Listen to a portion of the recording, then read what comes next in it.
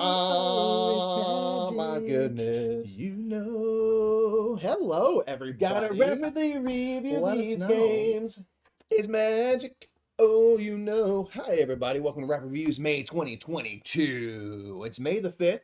It is May the 5th. Happy Cinco de Mayo, folks out there. Yes, indeed. We are here to talk about some board games, though. We're going to rapidly review are. everything that we played in April. Thank you for everyone that is joining us here live. We do appreciate it. Let's get some thumbs up going for this video if you're watching live or later.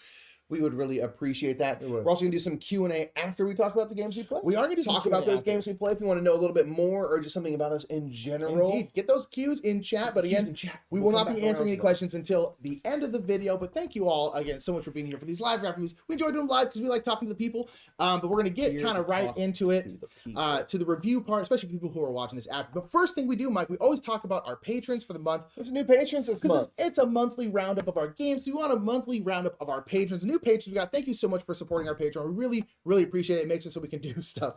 So we have Maziar Minui. I'm not sure to pronounce the last name right, but thank you so much for that, for your patronage. We got Sadie Han. We got Crystal Zhao. We got Alex Vigderman. Cheers.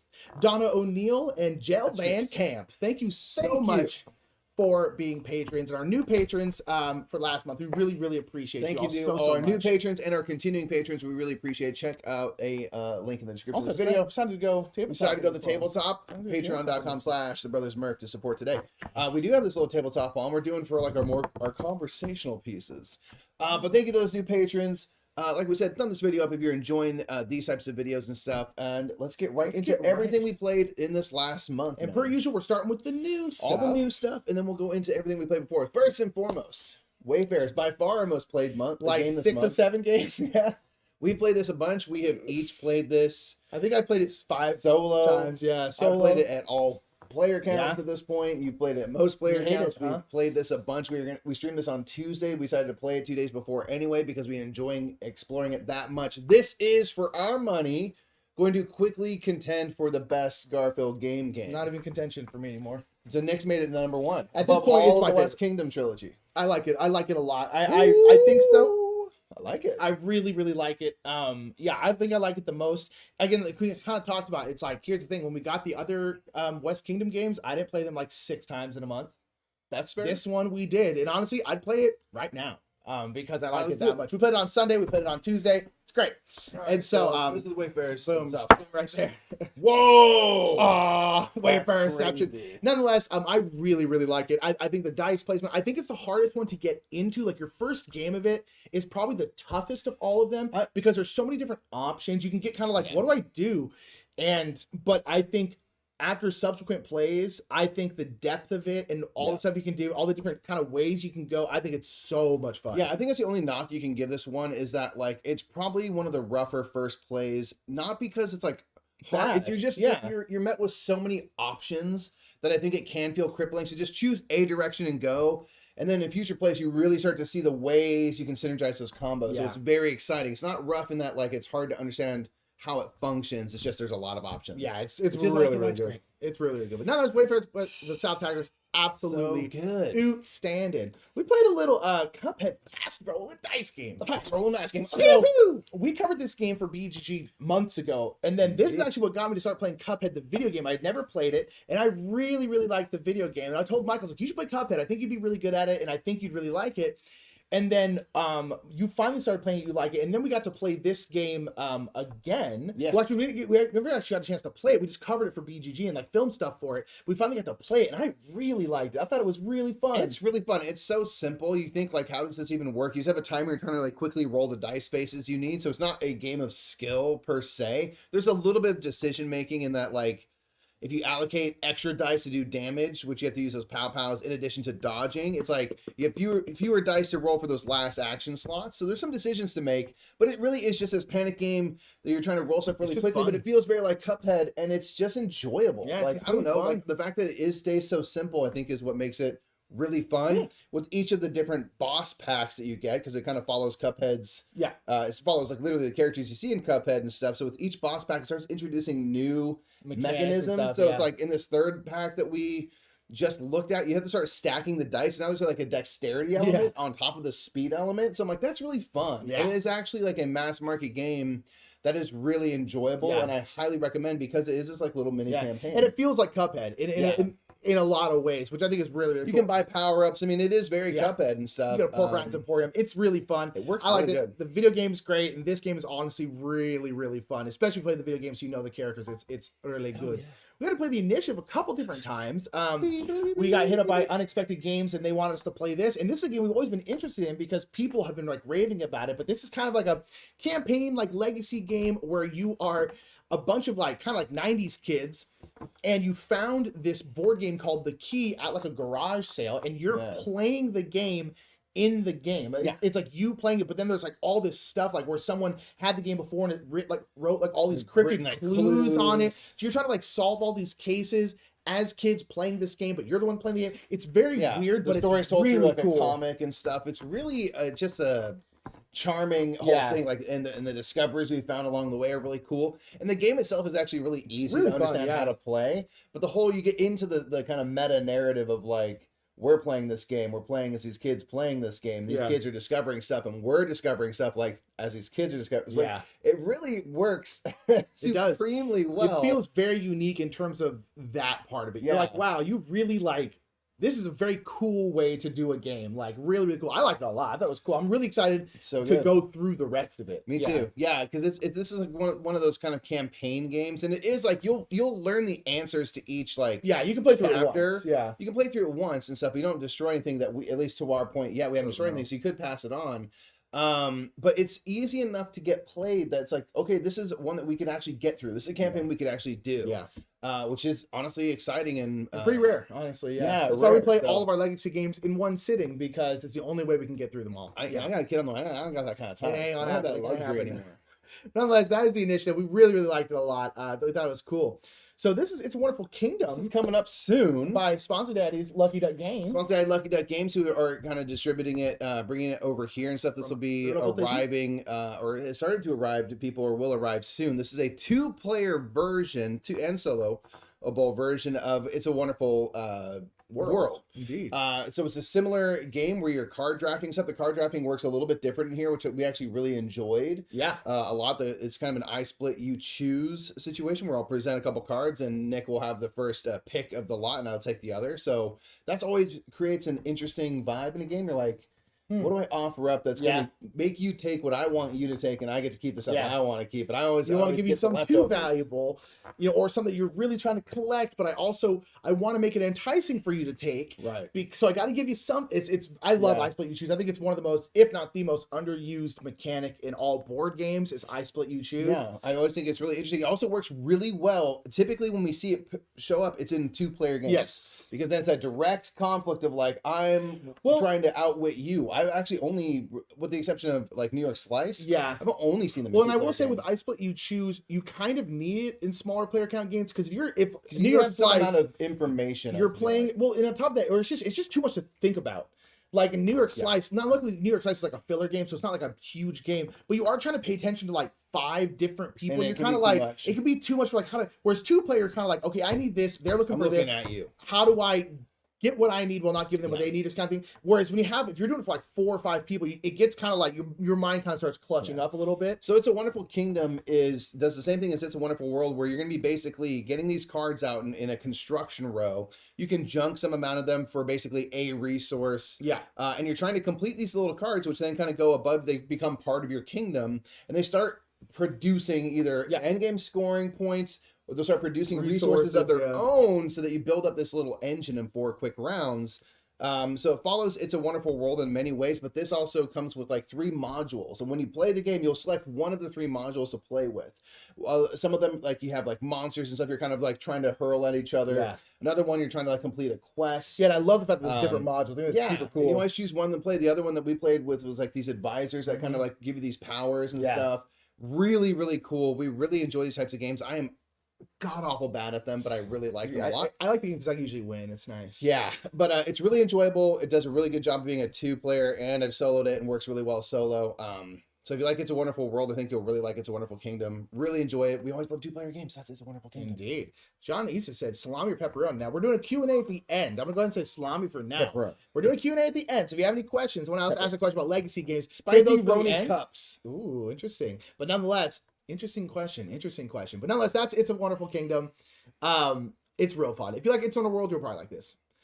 We played Alien Fate of the Nostromo on April 26. That's Alien Day. It's Alien Day because that's the planet they found the alien on. The moon, they rather. found the aliens. They found the alien is LV 426. The aliens found that, maybe. I don't know. But nonetheless, this is a Ravensburger game. That it's a co-op game where you are trying to complete quests and trying to complete missions while the aliens like stalking around and like killing your morale and stuff, like there's like no death in the game. But nonetheless, it's cool. Like it's one of the things, like I don't have any attachment to Alien, like the movie. I've actually never seen Alien, sorry. But I've never seen Alien. And I've never really felt the need to. I'm sure it's fine. It's fine. I'm sure it's fine. But it's one of those things where it's like we didn't grow up with this, so like I have no attachment to Alien, but the game itself is like pretty darn good. The IP doesn't necessarily do anything for me, but that goes to show that like the game's good. So I'm like, okay, cool, I still enjoyed it. Because some games that have IPs, although I think this happens less and less now, but it's like some games that have IPs, it's like people like this game because of the IP, but if you took away the IP, the game's not that great. This one was good. It was fun. Yeah, I don't think it's like solid mechanisms. Outstanding game, but it's good. Yeah, it's got solid mechanisms and stuff. This is another in that line of what Ravensburger I think is doing really well. They're making accessible, mass market focused games that have solid. They're often co-op mechanisms in them, and this is another one where you're trying to get the right kind of materials and scrap to build stuff. And I like the whole menace of like there's all these like conceal tokens. You have to flip over if you enter a room, so you don't know where the alien is. Sometimes I think they did a really good job of that's the kind of fear in the movie is that they don't know where this thing is. Yeah. And it's just like stalking around the ship. So I think it accomplished that goal. This is seriously like if you have friends that like alien stuff, this is a fun game. It's good. Especially if it's a casual gamer. They'll like working together. You can kind of talk through stuff. It works really well. I think at doing what it's trying to do. Yes. Is this for like the fans of Ark Nova? Like probably not necessarily. But it's still fine. But it is a solid game that you will probably enjoy playing. And we did as well. And this is like one of the things like Ravensburger absolutely crushes this kind of game. Like family weight, a lot of times IP based, just crushes these kinds of games. Alien did a great job as well. I got no issue with Alien. Absolutely not. It did a really good job of doing what it was doing. We played Birds of a Feather, which I think is ending on Kickstarter like now. I think it might be, yeah. So this is a really fun one. This is a redo of a game from 2015 that's like very not accessible anymore, Birds of a Feather. Yeah. This is Birds of a Feather being brought back by Snowbright Studios. Yeah. Who basically the game is largely the same. You are trying to observe as many birds as you can, but it's in a much quicker fashion like a Wingspan would be. Yes. Where you're going to have this whole big hand of cards. And you're going to choose a card to play on a turn. And what you're doing is you're kind of trying to make a guess as to what everyone else is going to play, because there's basically 4 or 5 like regions, like desert and mountains and things like that. And when you play down, like a mountain bird, you're going to observe the bird you play, and then any other mountain birds. You're already up in the mountains, so if there's any other mountain birds, you're going to see those birds as well. That's a great way. Yeah. That's exactly what's going on. So if you're in the mountains, then you're going to see those birds as well. So you're kind of trying to like hedge your bets on when certain birds will appear, because you're kind of, the more of a certain type you can collect, the better. And if you collect all the types of birds from a region, you get a bonus like 3 points or something. So you're trying to do that. All the birds you play on this turn then go to the lingering birds that are still in the area that haven't gone away yet. Yeah. And so one thing happens if I played like desert on that first turn and a bunch of people played mountains, I'm playing mountains on the next turn because there's still a bunch of birds in the middle now that I could still observe before they leave. But then people can mess you because every single bird region has also a predator bird, like a hawk or something like that. Scares away the lingering bird. Yeah, so what people can do is see like, oh, there's a bunch of desert birds in the middle. I'm going to play this desert predator that I have. And basically what it does is it scares away all birds that are lingering. And so you can kind of do that. And so it's, people compare it to like Six Nymphonaut Lot, which we've never played, but they say it's more strategic. I really liked it. I thought it was great. It's very quick, very easy. It's got great art. It's got a cool theme because it's just bird watching. I like bird watching. So this game is very much the same as the original, but I think the main difference is in those 2 and 3 player count games, because it's a bit better for a higher player count game. They made a kind of more strategic variant versus in the original, I think you just kind of played with dummy characters in those instances. So that's, I think, kind of the main change here. And there's also like a solo app coming Yeah, for yeah. it as well. So Super pumped. really fun. Snowbright Studio is doing a great job of making this accessible. So with the app and stuff, you can actually play it if you are blind or have low Yeah, visibility. they're doing like a braille Making a version. Super really cool. access forward Really cool version of this game just for anyone that could want, because I mean it's important, right? Yeah, So yeah, really cool. all love to Snowbright Studios for Yeah, what they're doing, and it's indeed. a fun game, beautiful art. Really, I'm really cool. happy to see it back. It was really enjoyable, good little quick filler. Yeah, it's good. Master Pop in chat said props for pronunciation. Thank you, Maziar. Thank you. That's what I was guessing, but hey, thanks Pop in chat. Thanks for being a patron. Really appreciate it. Thank you so much. We played Carcassonne Hunters and Gatherers. Our good friend Steve sent us this game to play on stream, and I'll tell you right now, I would keep this over if it was our version, which is not our version. We'll keep it back. But I like this more than normal Carcassonne. Let's be honest, it is 95% normal Carcassonne. This one is very much very Carcassonne. Yes, they all There's are, but this one differences. very Instead of slight roads, changes. you're going down rivers. Instead of cities, it's forests. But there is some differences in the forest. There's, I can't remember what they're called, but these like special stones. And if you ever finish a forest area or like a city, Menhir stones, Menhir stones like that. Yeah, Mjolnir stones, something like that. I don't think it's that. But you get to then draw a tile from that stack, that like Menhir stone stack. And those are usually like slightly better tiles, which you immediately get to put in. So you kind of get 2 turns maybe you finish like a forest with one of those stones in it. So nice. And then instead of just having normal farmers like in Carcassonne, there are a bunch of different animals on the board. And so when you put down like, well, in this case would be a hunter instead of a farmer, instead of getting points for every like completed city or completed forest in this case, you get points for the different animals in that region. And like mammoths are worth 3 points. I think bison are worth 2, and like deer are worth 1. But there's also like saber-toothed tigers that can like scare away the deer and stuff like that. But nonetheless, I like it because it's like I think just as accessible as Carcassonne. I actually think the hunters are easier to understand than the farmers, to the point where like I never play with the farmers with new people because I think it's confusing. I think it's way unnecessarily confusing. Yeah, this one, in my opinion, makes more sense. And then on top of that, it's just way prettier. Yeah, like it's just the rivers look really nice, the forests look really nice. It's very green. I just think it's way prettier. So I'm like, cool, it's Carcassonne but prettier. Great. I would rather just play this one personally. I agree. And I love Carcassonne. This one is really fun, and we're gonna look to get our own copy of it.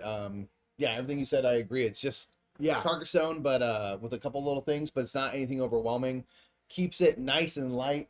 Yeah, Carcassonne beauty. It's really pretty too. Yeah, I really like it. I like that, and it's made me want to try the other Carcassonnes as well.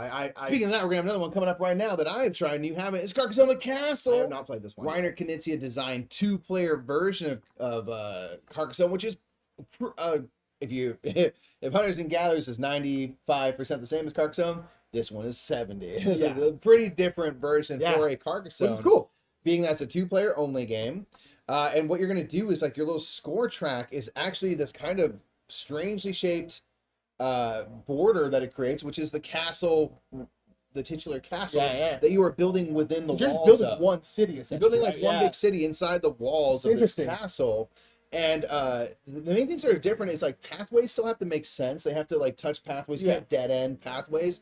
But there's basically houses and towers that are on the tiles, and you do not have to match house to house or tower to tower. You can mix and match those or grass to these things, because basically that's creating like within these grounds the different towers and things that appear. So like that was one that like was hard for me to wrap my brain around, because you're so taught with Carcassonne, the one rule you must follow is like everything must make sense and match perfectly, and you're still driven to do that. If that's coming through, so sorry. I can't even hear you. Let's just see. Let's just listen for it.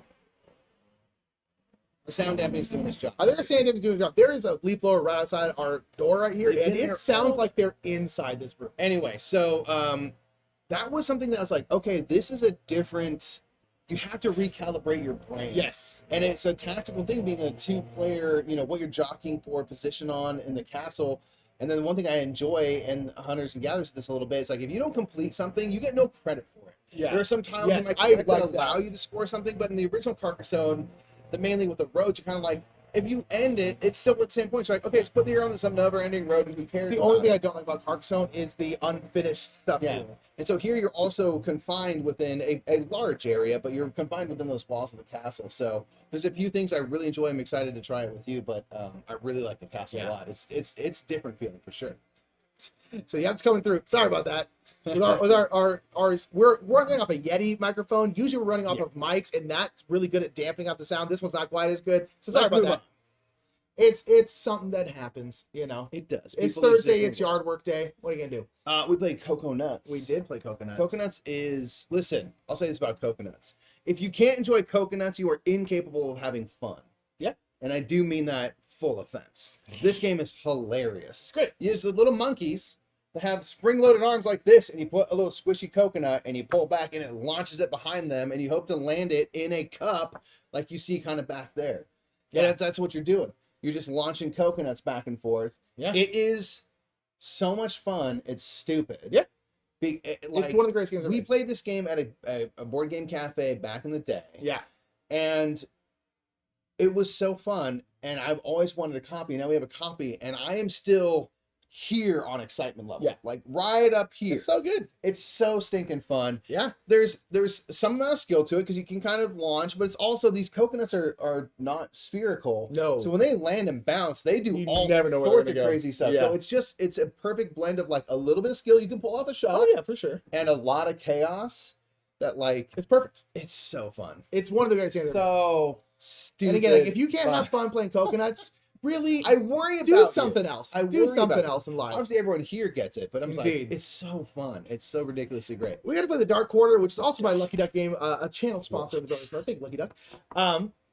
The Dark Quarter, so this is kind of in their Destiny line of games, very story-driven They games. teamed up with Van Ryder, who's very narrative also focused. very on their narrative games. focused games. So they kind of blended their two. Lucky Duck's all about the tech kind of integration. Van Ryder all the narration, and Lucky Duck also does the narration, and kabam. Yeah, exactly, and it works well. This is kind of like in dark New Orleans.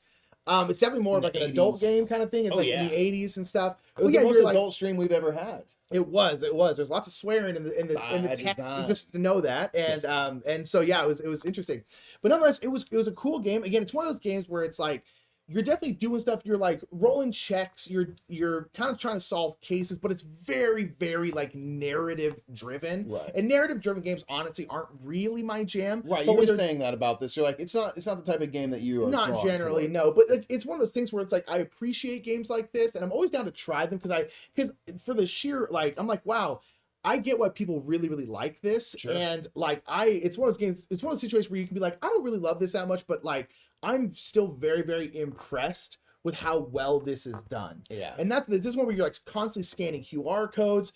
When you do something, you find the information, it might change the way something else happens, or Might the open up options new you have. questions, new locations. It's just really, really, really cool. I like it. I liked it a lot in terms of like that. Again, it's never gonna be my favorite kind of game. I don't have much interest in like playing through one of the games completely because in the end, it's just like I'm just not really into like story-driven games Sure, that yeah, much. yeah.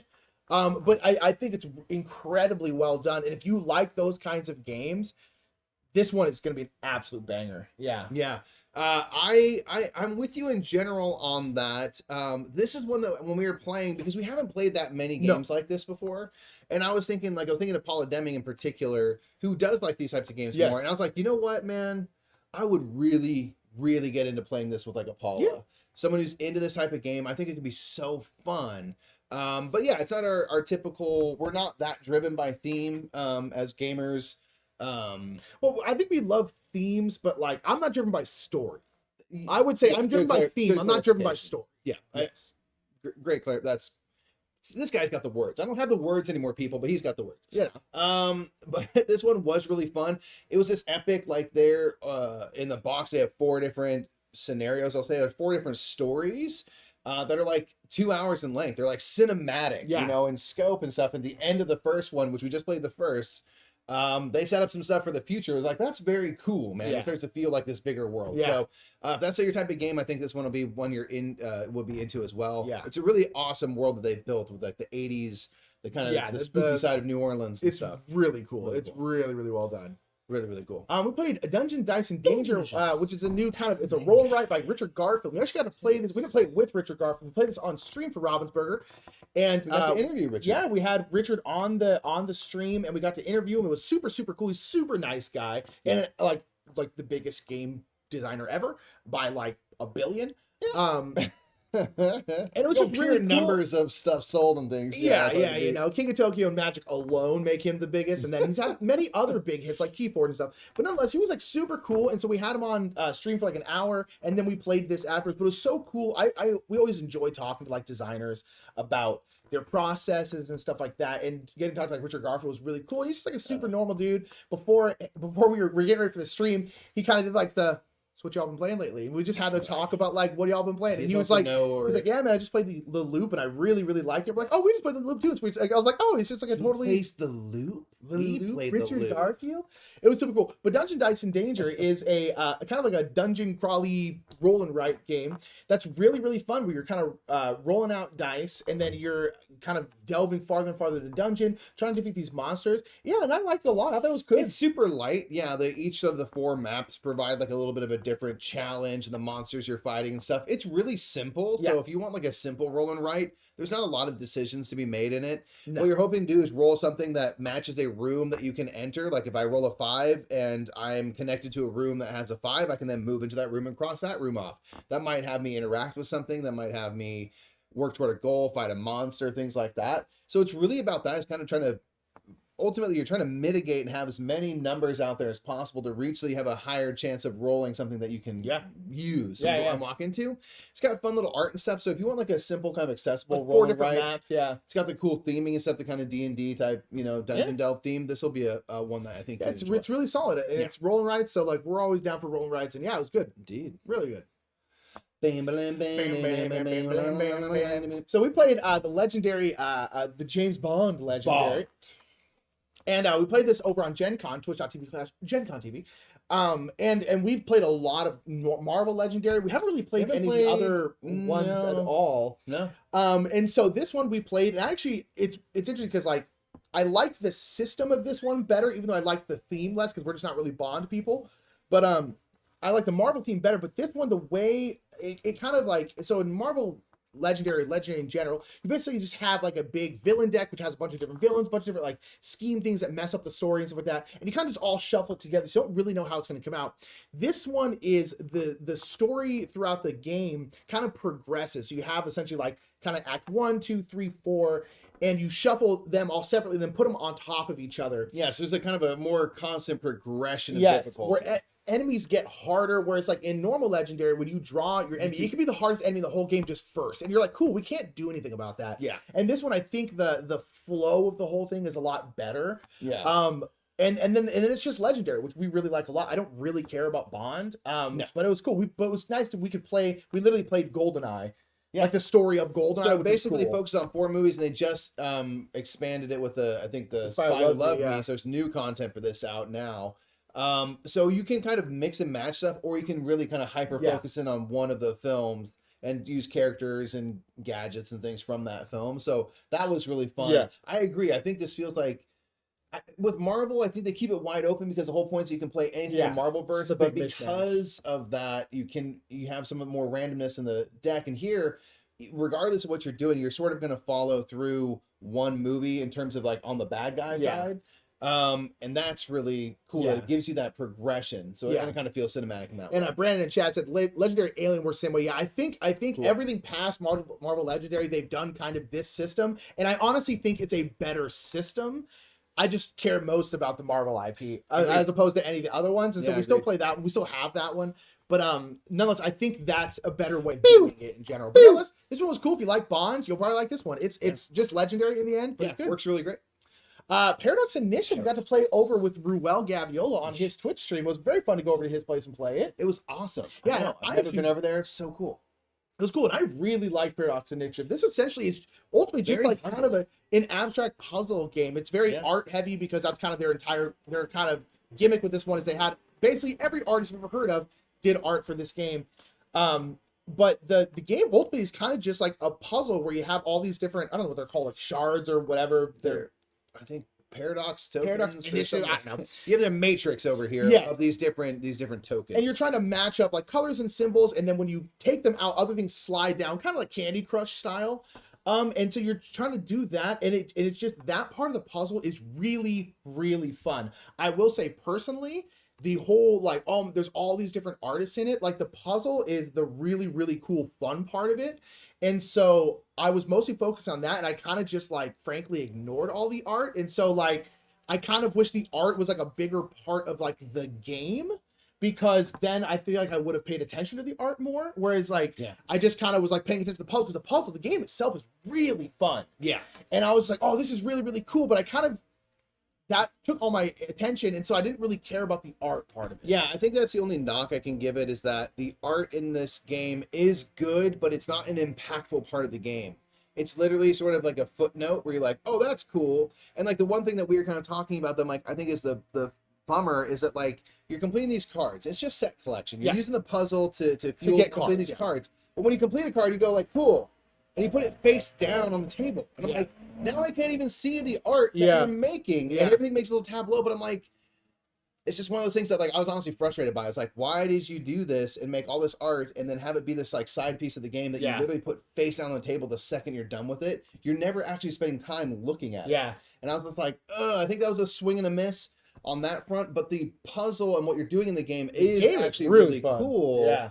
And really surprisingly thinky. It's hard to put that puzzle together. So this is one that I'm like, I think you missed the mark a little bit. Yeah, and I still appreciate there's really nice art, and I do like the fact there's nice art. Missed the mark on the approach, not necessarily the game itself. I'm speaking of the criticisms on that side, where I'm just like, I don't think. First of all, I think you may be overvalued. People's interest in which artists contributed to this game. Yeah. And then I think it's like, if you're going to put it there, have it when you complete sets, you complete those, because they all make these 3 cards make a tableau. It's like, have them be face up on the table and right here in front of you, and you can appreciate it. Yeah. But but it's ultimately really, really fun game. It's a remake of a game of Paradox Initiative, and so, but it's really, the puzzle's really, the game is super really fun. And the art is cool. We played Planet Unknown. This is a game we played over on Blunderbuss, which is a Twitch channel that we have with our good friends Paula Deming and Matthew Jude. We played this over on Sovereignty, where you can play it. And man, oh man. So this is maybe my favorite game of the year. Ooh. Like, it's so good. It is so good. This is a game where you are, it's a polynomial tile game where you are putting tiles out onto your planet. You're kind of like terraforming this planet. You're putting down like, tech stuff and like biomass stuff and all different kinds of things.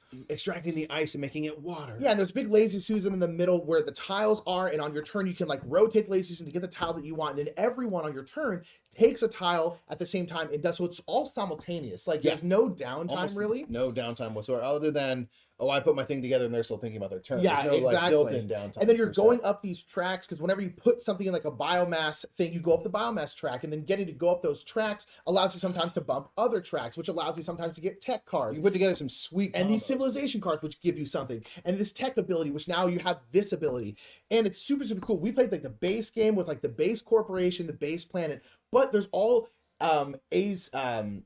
asymmetrical. You can have different corporations. You can have different planets. You can play with just asymmetric corporations, just asymmetric planets. Personal objectives, all this different kind of stuff that you can switch out. Yeah. And I'm just like, man, this game has got it was so much fun with just the base game, where I was just like, I could just play this over and over and over again. I think I would love it. But then you add like, and the planets are crazy. They're all crazy and different. And the corporations are all different. The corporations is what gives you those like kind of special powers, and it makes you all different. And all 4 of us afterwards were like, holy crap, I love that game. Yeah. I thought it was so good. Super duper fun. I totally agree. It's tile laying. The combos is your bumping tracks. That's right, baby. The simultaneous play. It's like everything here is designed to be like very enjoyable, and they super succeeded on that front. Yeah. This is one that like when I first like just heard the name Planet Unknown, I was just like, what the hell is that game? Yeah. And then I see them like, oh man, like I'm glad that like we had a buddy who suggests actually one of the designs for one of the planets, and so he had been clued into this game for a long time, and if he hadn't been like the one to say like, oh, you're gonna like this kind of game and stuff, I wouldn't have looked deep enough to see what kind of game it even was. Yeah, it's real good though. It's fun. Super good. So like fun. it. You can play on Sovereignty right now. SOVRANTI. Indeed. Sovereignty, go check it out. It's really fun.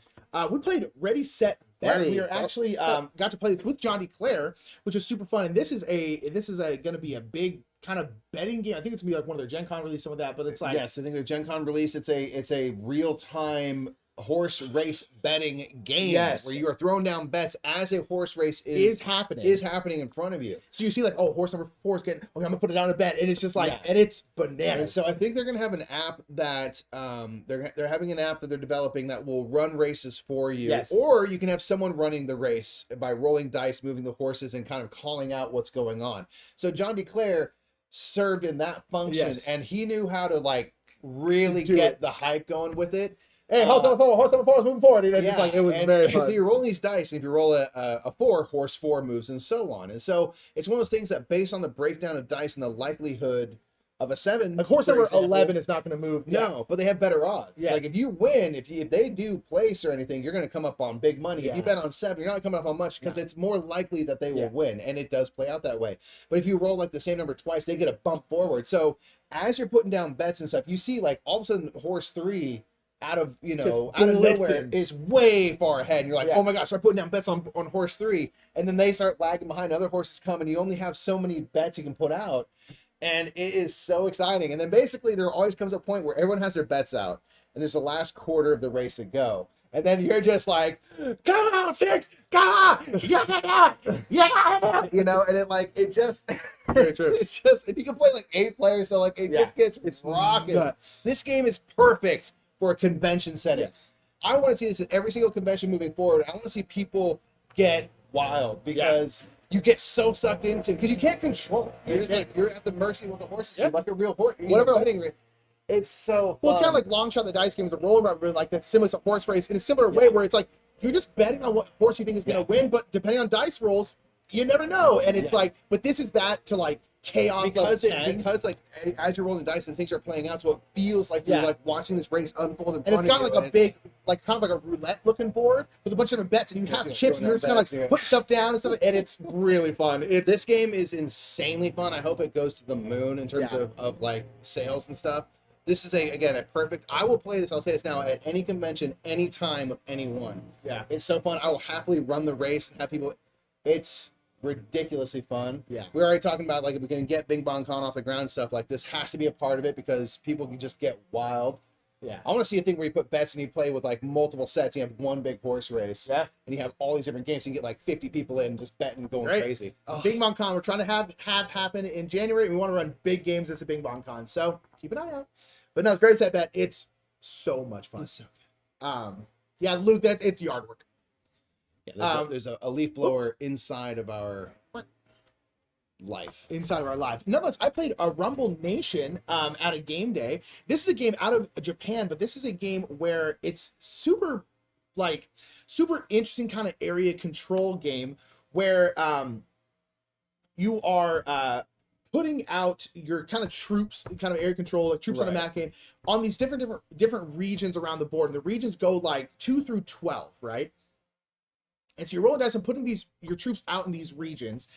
And whatever number the region is, 2, 3, 4, 5, that's how many points that region is going to be worth. So like region 12 is worth like the most points. Interesting. And it's just kind of like majority, whoever has the most troops there, they win. But the thing about this one, what made it so interesting, because ultimately it's a very light, quick game that's like 15, probably 20, 30 minutes.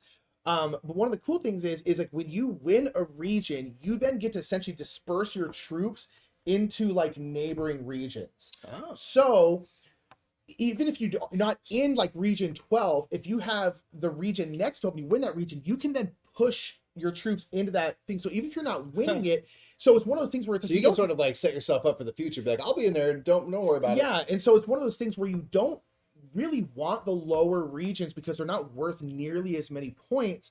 But if you win those ones, then you get to move your troops to the adjacent regions, and then you might then win that one. And there's so much of like, oh, I've got this one on lock, and then like Paula wins over here, and then she moves in. I was like, crap, all of a sudden I'm not winning this region anymore. And so, and it's really, really interesting. So you really got to pay attention, even if I'm only over here. I didn't play this one, so yeah. If I'm only over here, it's like you have to pay attention to what other people are doing in other areas because they might become part of your area. Yeah, and it's kind of hard to keep track of everything in a good way, where it's kind of like you're like, oh, I didn't realize that like this person's gonna win over here, and then now I'm gonna lose this, you know. And so it's really, really fun. And it's just a good time. There's like these kind of like one-time use cards. There's like 5 of them out of a game that do different stuff. It might allow you to move stuff around. And like basically on your turn, you can take one of those cards, and then that's the one time that card can be used in the entire game. And you can only take a card like once in the entire game. And basically, but there's a bunch of those cards, but you only use like a couple of them in each game. So each game's a little bit different too. It was really, really fun. I don't think this game is available like at all. At least stateside, which is unfortunate. I really hope it gets picked up out here because it was really, really good. Rumble Nation was a good time. Yeah, you got pulled in that at a game day, and yeah, it was good. Good times. Sounded cool. We played Treasure Island at this game, and it was okay. I thought it was fine. This is a game that like I thought kind it was okay. of popped up on the scene when it came out because it is so different in terms of like you're using these tools to mark stuff on a map. It's and a you're cool you're trying to concept. hunt for treasure that is set Yeah. by Blackbeard, who's one of the players and stuff. It's a super cool concept that's just like hella gimmicky. And like, we didn't play it when it came out. So now we're just getting to it. I was like, yeah, this lives and dies by the gimmick, but it's sort of like I'll play it once. I'm like, that was neat. I'm done. It's one of And the I think things- that's kind of what everyone. I like the gimmick. I don't mind the gimmick. I like the drawing, all that kind of stuff. I guess my issue. I thought the game was way too complicated. In terms of like, there's one Yeah. person who's like Blackbeard, which in this case was Paula, and she had like hidden, and so she's constantly like, giving out clues of like where stuff might be, and each people are getting, and she like can throw out false clues and stuff. And to me, it's like I don't know how you would make this game less complicated, but there was just like way too much going on. Like That's way, fair. way too much going on. Like the gimmick of like trying to like it's a big dry race board. You're trying to like I like that idea. I just thought this game was way unnecessarily complicated, and to the point where I was kind of like, that was fine. I Yeah. guess I never need to play it again, frankly. Yeah, but it was fun to get stuff out and make circles on maps and things. It's a and really, really cool concept super cool concept. that I think I would love someone else to do better. Basically, Yeah, and I think that was the general consensus with this one. But yeah, I think you're right. It does kind of get it's too complicated. a little too into itself. Yeah. With some stuff, but it was Yeah. it was a fun play, and we had we were Shane Paula, so the company Yeah, we was had a great unparalleled. time playing, of course. with the And I company, think but that helped boost things up. But I was just like, yeah, that's cool. I'm good. it was fine. It was fine. We played some Trekking the World. We did play Trekking the World. This is a follow up to Trekking the National Parks, which we just recently played. It'll be in the next Rapid Reviews. Next one. So Trekking the World is a newer game, I think from 2020, which is very much the same thing where you are collecting cards. It's kind of Ticket to Ride-ish in that you're trying to turn in sets of cards for things. You're not building a route necessarily, but you are going around already established routes. Yeah. And this game is awesome. It's super light. Really kind of family forward, but really beautiful. So you have this kind of globe, this map of the world, and you are turning in on your turn. You can do a couple different actions. You can turn in a card, and basically whatever the value of that card, you move that many spaces. And wherever you land, you can pick up kind of like a souvenir from that place, which is a little bit of set collection in itself. And what you're trying to do is you're trying to get around to different cities to turn in the right cards, because the cards have values and they also have symbols. And so the symbol, the suit of the card, you need to turn in like 2 of suitcases and a camera to then pick up, and you basically have visited Chichen Itza or a famous world landmark. And that's going to be kind of your main hit of points. So you're on a turn, you can draw some cards, or you can move around, or you can play, your cards to pick up these locations. Yeah. And that's really kind of the whole game. It's kind of getting the right cards, going around, but it's like really beautiful. Yeah, it's There's really fun facts about all the like world locations. So like the cards themselves are really fun to go through because you can learn about cool stuff around the world. It's a great family. It's a great family game. It's pretty. It's very simple. Yeah. But it's a great family game. I think it's awesome. I'll kind of spoil it a bit, but I like it a lot more than the Trekking the National Parks. I think it's prettier, and I think it's more interesting in general. It's newer. It's this one, like Trekking the National Parks, like looks like it should because it's like a map, but it's kind of really brown. Yeah. This board is like super Gorgeous. colorful and really pretty. The production is like really superb. And so especially for like kind of a light game, you're like, wow, this like looks tight. Like this game is gorgeous. Yeah, I liked it. I thought it was good. And it's great for families and stuff like that. Yeah. We played Leviathan Wilds. This is a game that's gonna be hitting Kickstarter, I think in June or July, sometime this summer. But this is a cool game that I really, really like. It's this co-op game where you essentially there's a bunch of Leviathans that are in this kind of spiral bound book. Yeah. And then you flip over the next Leviathan. And basically what you're doing is these Leviathans are all corrupted by these like evil crystals and evil magics and stuff like that. And you are trying to save the Leviathans. I think it's cool. You're not like fighting the Leviathans. You're actually trying to save them. Although they don't know they're corrupted. And so they're just trying to fight you back constantly, which I think is fun. I think you're being attacked. But essentially the whole book you know, the book with the pages, that's like the Leviathan. That's the Essentially, map that you're traversing. Exactly. Is the actual creature. It's itself. the actual You're climbing on creature, it. and it has a big grid on it. And what you're doing is you are climbing. You're all climbers, and you're climbing around Leviathan. So you're going up, basically up this grid like that, and you're essentially trying to destroy these crystals. If you destroy all the crystals, you will win that game because you saved that Leviathan. But Leviathan again doesn't know, and so it's just attacking you the entire time. Yeah. And so every time, and so basically, you at the beginning of your turn, you flip over a card, and that basically tells you what the Leviathan's going to do, but you do have time to get away from it. Yeah. And so we're like, hey, it's going to do an area of effect attack here. I need to make sure I get over here. And you need to make sure you get over here. And it's a cooperative game, and the game is very cooperative because a lot of your cards you can play basically whenever, and you can play them on other people. So doesn't like, have to be your turn. like, okay, Mike, I'm going to play this card on you so you can get out of the way. But there's also like falling mechanics where you can choose to like let go and fall down to like ledges and stuff. And so the first Leviathan we played, he's got this big old turtle, kind of like big square, kind of like normal, and that's kind of the tutorial one. But then the next one is like super tall and skinny. And so you're having to like jump from like limb to limb, and it's doing these like big swinging attacks and stuff like that. And it feels so different. Yeah. And every character is different, has a different deck because you're playing all these cards and stuff like that. And they're planning on having like 20 different Leviathans in the base game. Yeah. And we've only played 2, and I'm already like all in on this game. And you can play this on Tabletop Simulator now, and they just revealed a new Leviathan that you can play as. And so yeah, there's a lot to explore. Really cool. And it's easy to get into. It's easy to understand how it all functions. So I think it's a really cool one that'll be really exciting. Every time you turn the page, you're like, all right, how do I deal with this thing? And they have their own types of attacks. And next one's like this weird lightning snake that's like shooting lightning down. It's nuts. And so it's really fun. Really excited to see like how the difficulty ramps up as you go deeper and deeper in. Really good. Yeah. Oh, Finally, wow. to end our section of new stuff, we played all of these versions of Unmatched, and they're all coming out very soon. We actually have another version of Unmatched. I'm not gonna lie, we got the Sattler vs. T-Rex. It's in this house. It's right back there. It's coming out next week, a video on that. Watch that, please. Monday. But we filmed a bunch of Gamehouse episodes, and we're going to cover all the characters that you see before you here. So we have a series of double long episodes of the Gamehouse where we play 2 fights, so you can see all the characters. So we played Battle of Legends Volume 2, which has Achilles, Bloody Mary, Yananga, and Sun Wukong. All really fun. Cool. We played Hell's Kitchen. You've got Daredevil, you've got Elektra and Bullseye. Super cool. In Redemption Row, you've got Ghost Rider, Moon Knight, and Luke Cage. And we threw in Deadpool into the mix in one of those. It's also Marvel. Because we have these little 3-packs here. So we had Bullseye and Deadpool facing off, which was it's kind of goofball versus goofball, you know? Yeah. So we love Unmatched and stuff, and we're happy to finally gotten like all these new sets and stuff and be kind of caught up with all the characters.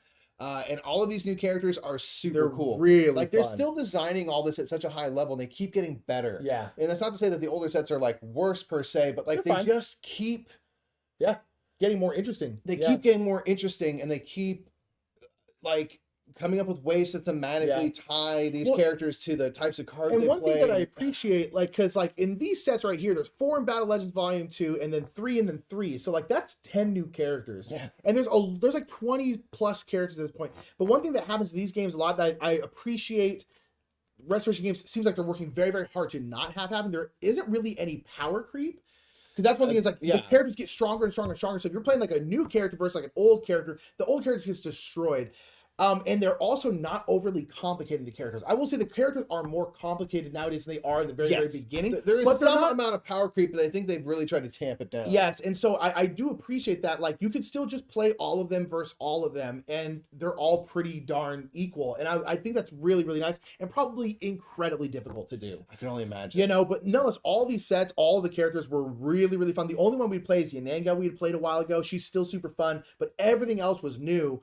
And so like really fun. We really love Unmatched. We love it to death. And again, we're gonna be having Game House over the next week or 2. We're gonna have like 4 episodes of Game House coming out to cover all the new stuff. So we're gonna start off with Sattler vs. T-Rex, and then over the next probably 2 weeks we'll have a set featuring Battle Legends Volume 2, Hell's Kitchen, and Redemption Row.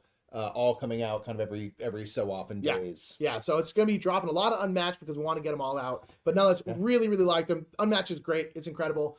And eventually we'll have to play our own set versus some stuff. I know. So now going into stuff that we have played before and love, Space Base. We got to play this. I played it a couple times on Board Game Arena. It works really well over there. Highly recommend that. And we also got a chance to play it with John DeClaire, the designer of this game. Who, guess what? very good at this game. He's good. Handled us in this game. It took like 8 turns, and even he was just like, "Oh yeah, it usually takes a couple more I'm not gonna turns." lie. Like, usually takes like 15 more turns, dude. Yeah. But he handled us. He crushed us. So I had bad. 1 point. I had 13, and I was by far the furthest ahead of everyone else who did not win. And then John DeClaire was like, That's 35 really points. good at Space Base. Yeah, but it was super fun. Space Base is and it an awesome reminded little me engine building how game. much I like Space Base. Space Base is so fun. I feel like I played it a lot and I'd kind of gotten tired of it. And we played it again and I'm like, oh, no. I really, really like Space Base. Yeah, it's a really fun game where you are rolling dice to activate these different kind of like space ports, and then you can get new ships in, which put other ships above your board that now activate when other people roll them. So it's just so fun because you're always getting a little something, a little money, a little bit of this and that. It's always great. Such a good game. Space Base, so good. Oh, this is actually new for me. Yes, you got a chance to play Isle Sky. This is like Carcassonne Plus. So it's like Carcassonne in the fact that you're like taking these tiles and building out. You have to make stuff make sense, roads to roads, that kind of stuff. Although you can like dead end stuff. But it's like it's essentially, can you do that stuff? I don't think you can. You can dead end roads. You just have to make the landscape. Yeah, that's right. But nonetheless, it's essentially like that in Carcassonne, but it's got a kind of a bidding system where you everyone gets 3 tiles and you're setting prices for those tiles, and then everyone else gets a chance to buy those tiles from you, and you would then get that money, then you can buy tiles from everyone else. And then those are the tiles that you get. And so there is already another level with it where you're trying to, it's not just like you get the tile you get. This one, it's like, no, you're actually setting prices for that, which is something I generally don't like in games, but I actually like it in this one. It does it in a nice, easy way here, I think. Yeah, it's pretty simple. And then this one's got, I was going to say cartographers scoring, but really cartographers has Isle of Sky scoring, where there are 4 different kinds of scoring. There's A, B, C, and D. And the first round, you're scoring A. Second round, you're scoring B. Then you're scoring A and C, and then B and D. Yeah, all of them score, each scoring condition scores 3 times. Exactly. And the last round, it's like B, C, D. And so like you're scoring things multiple times. And so it's that kind of like, oh, I want to do this right now because this is going to score now. And I need to make sure I have at least some scoring there. And it's just really, really good. Like, really, we only have the base game. I want to try the expansion because I heard they're also really good. Yeah. But I really liked Isle of Sky. Really fantastic. Really glad we managed to pick up a copy. It's yeah, I agree. I'm like, oh man, this is I didn't know that it was that kind of game. Yeah. Where I'm like, oh, this is pretty accessible. Like if you know Carcassonne, like you'll be able to pick this up because there's a couple other things, but there's some of that built-in familiarity and just trying to build your little kingdom that appeases these scoring conditions is really your chiefdom, I suppose. It's really fun. Keep these questions coming, y'all. We're going to circle back around them at the end. So once we're done, we're going to circle back all these questions. So keep them coming, or wait until we're done and then ask them then. But we're going to circle around to them. Nonetheless, we played the Loop again. This is a game we played at BGG Con back in like October or something like that. A long time ago. And then at PAX Unplugged in December, we got the game. And since BGCon, we have not played it. And it's been sitting on the shelf. I kept being like, I gotta play that. It's right there, over there. And I keep being like, I want to play the Loop. I want to play the Loop because I really, really liked it. And so we finally played it again. We played it on stream. And I was like, man, I really, really like this game. I think it's really, really hard. I don't know how anyone wins this game. But nonetheless, even with that, I really, really like it. This is a game, a cooperative game where there's Dr. Faust, I think it's, no, not Dr. Foe. Dr. Foe, not Dr. Faust. Dr. Foe, and he's putting clones around all different parts of time. Basically, it's like the medieval time, the age of antiquity, industrial revolution time. And he's putting all these clones out. And essentially, you're trying to do these missions. And you're trying to get rid of these clones. But the cool thing is, it's a deck building game where you're playing out these cards, but there's these energy cubes around the board. And you can use those energy cubes to do what's called looping, because the cards essentially have 3 different suits, more or less. And so if you use a couple cards, you can then loop, and you can essentially refresh all cards of like one type, all like one suit essentially. Yeah. So you can then loop and use those again. You're kind of like looping through time. Yeah. And then you can use those cards again, and then you can loop again. It costs more energy each time you want to loop, but essentially you can kind of do this and then boom and then loop and then do things again, then boom and then loop, and it's really, really cool. And you're constantly trying to set each other up, like, oh, I'm gonna move energy over here for you. I'm gonna leave some energy, so maybe you can loop on your turn. I'm gonna move this clone over here, and it's really, really fun. It is dumb hard. Like, we've gotten nowhere near winning, I think, anytime we've played it, but I really, really like it. Yeah, we got somewhat close last time. This is one that's like not impossible at 2, but it definitely isn't built to scale very well. So it's like, if you're a 2-player, it's gonna be really hard because you just can't move around to the clones very easily. Yeah, and to get rid of the little rifts and things. But it's really fun. I don't really care. I mean, it really. And I think it does the time thing very well. which I think art is style hard and to stuff's do. really Yeah, fun. it's just it's really really cool. The loop is outstanding, really Agreed. outstanding. Agreed. Let's see what we have here next. We played some Macro We Crime did a City. real quick. You just randomly like, let's play this real quick. Yeah, I just like Nick went to the great. bathroom or something, and I pulled it out and put it on the table. Said like, "There's been a murder. We There's been gotta a solved We murder." gotta solve it. And we solved the murder. Solved a And- couple, yeah. And it's so good. fun to play through. There's all these different cases, and it's on this one big, giant, and quite large map sheet where it's kind of like, "Where's Waldo? Everybody killed." Yeah. And Gruesome. you get kind of a starting location if you're doing a case, and there's different difficulties and stuff. And you get a starting location, then you have to kind of answer these questions. They'll say like, where did they get this bag of money from? You kind of trace back, like Yeah. you can see, oh, they're here, but you also see other points where they were in the city, and it's kind of tells a narrative A through story, time, a but story through backwards. time. Yeah. So you're kind of tracing it back, like, oh, they had money here, they had money here, oh, they were at the bank. Okay, now that you know the bank and stuff, you're like, who is their getaway driver? And they have to find the getaway driver and search them out or whatever. So much fun. And you just kind of go through the story that way and kind of find out the Yeah. origin of the story. So it's really cool to see where it looks like madness, and as you focus in, you start to see the story unfold. It's Yeah. like really just It's super cool. clever. It's just discover. It's like the fun of Wells Waldo, but more of a game. Yeah. But it's more of, I guess you could probably say it's more of an activity than the game, but it's like it's a fun so activity. much fun. I think it's a great. I You think can it's great ramp for up the families. difficulty by just flipping over the card that says like this is the starting point, and then basically you try to put the whole story Yeah. together simply by following clues, and then you check through the cards to see did you get all the pieces of the story. Yeah. Or you can play it through like question to question, kind of point to point. Yeah. And it's just I mean, it's super fun. Yeah, I love it. I think it's just I think it's outstanding. it's so fun to discover. Like, oh, there they are over there. Oh, they whacked this person on the head. That's crazy. You know, like it's so fun. Yeah, it's very very cool. It's a very cool concept. We played Paint the Rose. We had a game house for this that came out a couple weeks ago. So good. And this is now starting to hit people's hands, and a lot of people have been getting their shipping notifications for it. Paint the Rose is so much fun. It's a co-op deduction game. We absolutely love co-op deduction at this point. And this is a game where you're trying to build out the Queen of Hearts. It's very Alice in Wonderlandy. The Queen of Hearts is trying to build out her garden. She wants it in a very specific way. Everyone has a whim that shows what the Queen wants in one part of her garden. And you're putting out these tiles and basically trying to get everyone to guess your whims.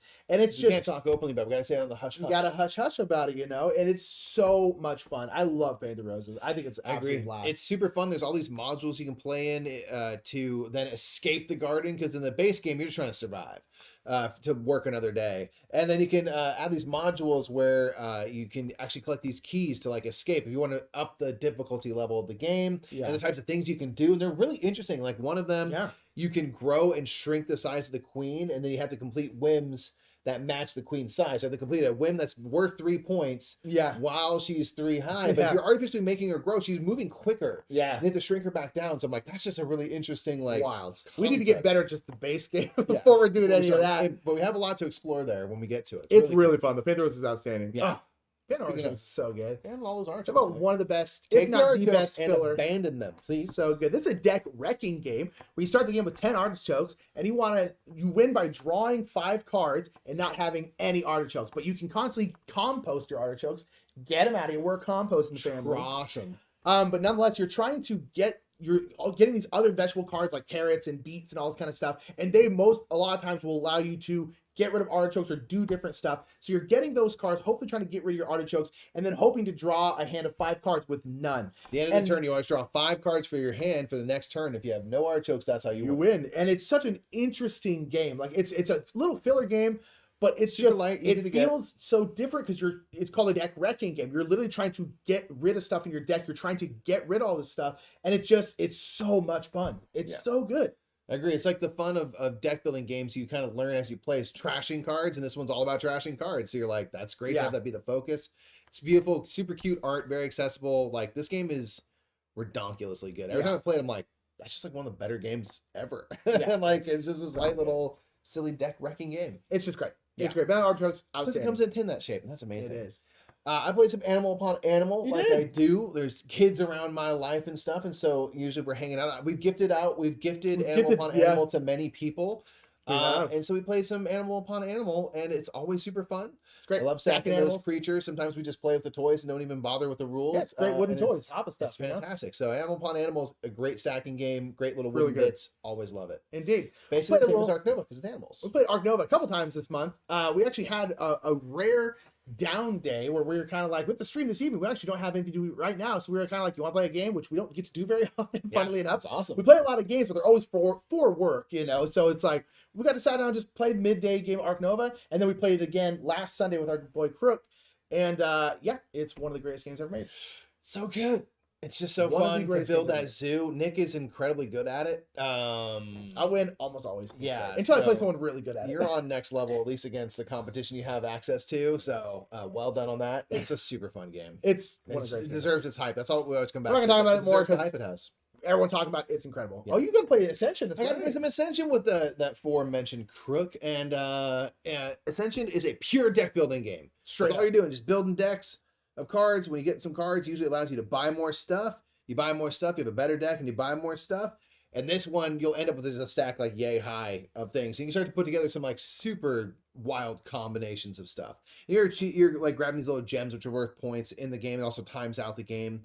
If you like pure kind of like deck building games, this one's great. Like you have kind of two currencies. You have like money and strength. You can use your strength to fight monsters that are in the row that when you defeat them, they don't go into your discard pile. They just give you some immediate boon, and if you use your money, you're collecting cards that shuffle in, classic deck building style, and it's just really fun. So again, classic deck builder. It's Dominion with fighting stuff. Yeah, I played it once. I thought I really liked it. If I'm gonna play a classic deck builder, I'd rather play this over like Dominion because I think Dominion's theme is incredibly boring. Yeah, and so I'd rather play this one. Yeah. That's kind of what it comes down to. Yeah, fun combinations of cards and stuff. Really solid game. We're gonna play Castles of Burgundy. We actually played the newer version of this, which is the same game, but just a little more pretty and add some modules. Much pretty. I think it looks really nice, honestly. Yeah, I like the new one. Castle of Burgundy, it's great. It's still super great. I love all the little expansions that come in the new version. I like the new boards that come in the new version, which are all kind of like asymmetric. And like the little things there, the main thing is you have like trade routes where now whenever you sell your goods, instead of them just going face down, they actually go into a little trade route, which is kind of this random assortment of 5 tiles in a 2-player game. And it has different colors on those tiles. And if you match a good to the same color, you get the bonus on that tile. And I think that's really, really nice. All the other expansions are like cool. It's just like little buildings here and there. Overall, pretty inconsequential, but I really like the trade routes where I'm like, I'll never not play with the trade routes. Oh, yeah. I think they're absolutely outstanding. I love it. It's so fun to put together those combos. Yeah, it adds one more thing to think about. Be like, ooh, I want to do this. Ooh, but you know what? Let me try and sell my red ones first because then I get this bonus. And it's just kind of a cool way to combo some stuff. Yeah. And it's great. Castle Burgundy is outstanding. Like, it's Classic just a game for a reason. It's that good. Yeah, I agree. Love Castle. It really is. Always will. We played some Decorum. Played a couple games of this. We're gonna be answering questions once we're done with all this. There's more games, just to let you know. Yeah, we played Decorum indeed. Decorum is a fantastic game. I really hope this one gets in front of as many people as possible. I hope so. Yeah. Ridiculously fun. I don't know how well it's doing in terms of like buzz, but this should have buzz. This and what else did I say? This and Planet Unknown are neck and neck for my favorite games of the year. Yeah, like. Decorum is an awesome Decorum is so much game, fun. which is like a little campaign that you go through. You can play it 3 and 4 player, or you can play it 2 player, and there's kind of campaign elements for both. The games function slightly differently at those different player counts. Yes. But what you're trying to do is you're trying to design a house with putting different types of furniture in the house, painting walls, painting the walls and stuff. But we all have ways that we want the house to be for us to be happy living there, and we're not going to talk about it too openly because you don't want to hurt people's feelings with your design good at communication choices. in this house. And so what you can do on a turn is you can add an element to a room, you can remove an element from a room, or you can swap basically a lamp for a different type of lamp, or a curio for a curio, or you can paint a wall. Those are the 4 things you can do. And what you do is you make a change. Then you ask, your partner partners, yes. or your partners what they think about the house now. Yeah. How do you like the house? How do you like that change? And they either love it, hate it, or they're indifferent to it. And then you are all trying to satisfy your goals. So it's kind of cool. The main thing we always talk about that's really exciting is that like we seem to be at odds with each other. We seem to not agree in any one way. But we do have a way for us to both be happy with the house. Yes. And you have to solve the puzzle. And so it's like a fun riddle where there is an answer to the riddle. There is a way to do this. And it's immensely satisfying when you get it. When you figure it out and you're just like, God, because you start to put together, you're like, when I paint this, he keeps doing that with this it back item. to green. He must So maybe that's really important. care. Maybe that's important to this person. And then you have a couple chances throughout the game to do heart-to-hearts where you talk about, you say, This is, you get to say one of your conditions. You might have like 3 to 5 conditions. You get to say one of them. You're saying like, I need a green lamp in the living room. I need that. I have that. Now I'm like, okay, so now I know based on that, knowing my conditions, I'm going to make sure that this thing goes over here. I got to keep this over here for you, but I still need to get mine. Or I could be like, I can't have anything blue upstairs. Yeah. And, like, okay. And you're like, I'll okay. So now this, and so it's really, really fun. I think it's fun. outstanding. Again, it's neck and neck for my favorite game of the year. I think it's absolutely outstanding. It's so good. I think anyone that plays this will see just how great it is. Indeed. You played some Villainous, Mikey. Played some Villainous, played a couple games of Villainous. This is a game that I do enjoy because I like to figure out the puzzle of each little character and see how they work, because like in Unmatched or something, they thematically integrate. The one thing I'll say, this series of sets and stuff have, I think, the worst rules of all time. Simply because it's aimed at people who don't play games, and every single character I crack open, my first question is, huh? What? How does this? What? There ain't no reference of any of that in the rule books tell you that, and so you're left with a lot of questions about how things work. And I appreciate that they try to make them really thematic and stuff, but I think they make it too hard a lot of the time, and they leave things too vague in the rule book. And I think this is a problem because this is aimed at non-gamers or casual gamers. Yeah. And so I can see a world where there's a lot of Villainous sets in thrift stores in the future. Really? Because people just can't get into them because they don't know how it works. Interesting. I think it's too hard. Interesting. But it's hard because they leave things too vague. Yeah. They don't do the due diligence to really put in very clear examples for every sort of thing, have really good gloss. Like you have like a little leaflet for your character. Yeah. And I read that and I'm still confused. Yeah. I'm like, that's the thing that's supposed to give me the insight for this character, and you're not doing enough. Yeah. So that's one thing I'll say. Like with this game, I'm always frustrated at some point. I enjoy playing them. We'll play new sets and stuff, but I'm always, every time I'm like, this isn't clear enough. And I don't want to go to Board Game Geek to look up forums, because guess what? If I spot this at Target and I don't play games, I don't know Board Game Geek exists. Sure. So that's a problem. Yeah. Clean it up on the rulebook side. There you go. There you go. You heard it here, fam. We played a game of Dracosaurus. Again, one of the best fillers ever. Indeed. You're scrolling through, but it's a good one. We love it. Moving on. Dragon Castle. Dragon Castle. It's a great one. Dragon Castle, also a great one. We decided to play this on stream. This is a game, kind of a Mahjong-inspired game, where you are getting these different symbols of different tiles, put them on your personal little board, and you're putting hopefully the same colors next to each other. Once you have 4 or more of the same color next to each other, they automatically flip over. You score points. And then you can put shrines on top of them. And essentially what you're trying to do is build up and put shrines as high as possible. Absolutely. It's really, really fun. It's really, really great. I think the game has a bit of a setup, but it's kind of it's a little too much setup for how light the game is. It's just overall a bit fiddly because you have all these tiles, but it's also like the fun of it. It's the chunkiness of those tiles. It takes a while to set up. It's a fairly quick game. Yeah. So it takes a while to set up. It's hard to get, our big sausage fingers into the things to flip them all over. This is a game that I think works a little bit better as an app, and there is a really good app because it does all that for you. But like the tactile nature is also what makes it great. So like, I don't mind going in and dealing with that fiddliness once in a while. Yeah. But I think the setup and stuff does stop it from hitting the table more often. But every time we play it, I'm like, dude, this is so like beautiful and kind of a peaceful game and stuff. And we are always very happy to have played it. But it will never get played as often as probably it could if it was a little easier to get going. Probably. Yeah. That's the reality. But it's beautiful really and a great game. We'll keep it for a while. I like it a lot. It's I would put a quick game of Illusion on stream. This is a brilliant game. One of the most accessible games because it's such a simple game. But basically, you have a color, and that color could be like blue, and then you flip over a card, and then you flip over another card. And you basically have to say, does this card have more or less blue than that card? You have to put it in order. Then you flip over a card, and you basically have to put them in order in terms of how much blue is on those percentage cards. So like least amount of blue to most amount of blue. Right. And it's kind of like timeline in the sense where you're trying to figure out the dates. Like, when do I think the typewriter was invented? I think it's here. And then people in this one can challenge, be like, I think that's wrong. And then you flip them all over and see how it went. And basically, if the person who challenged is correct that something is wrong, they then get that color. And then you're trying to, again, 3, I think. Yeah, 3 arrows. And that's all it is. And it is so much fun, and it's super, super difficult. But you can play this with literally anyone as long as they can see. Because, because unfortunately it is a German game, and they don't seem to be concerned with color blindness. Yes. It's If you also can see color well. these colors are like different and stuff, but if you have any color deficiencies with these 4, they do nothing to help you That out. green and red is probably gonna be rough to see. But if you are not color deficient, it's really fun. It's really, really good. I think it's really outstanding. It's a quick. I mean, it's in a tiny little box. It's great. It's great. It's a great little family game. You can play it with anyone. Again, as long as you don't have any kind of sight issues, unfortunately. Yeah. But it's really Very fun. easy to get into. Yeah. We played Core Rise of an Empire, aka Bumpin' Them Tracks. Bumpin' Tracks, the board game. So fun. This is a game where you're playing as a Greek city-state. Yeah. Sparta, Olympia. and such.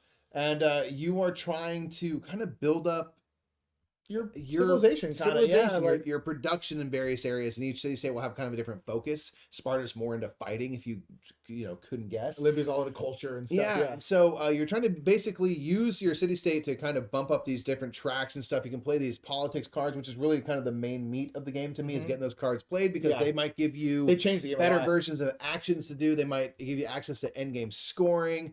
Then as you bump up these tracks, if you bump up your military track, when you do the military action, you gain more troops to use to kind of go explore the world. And explore is going to kill people. Let's be honest about it. But it's a really fun game that it plays quickly.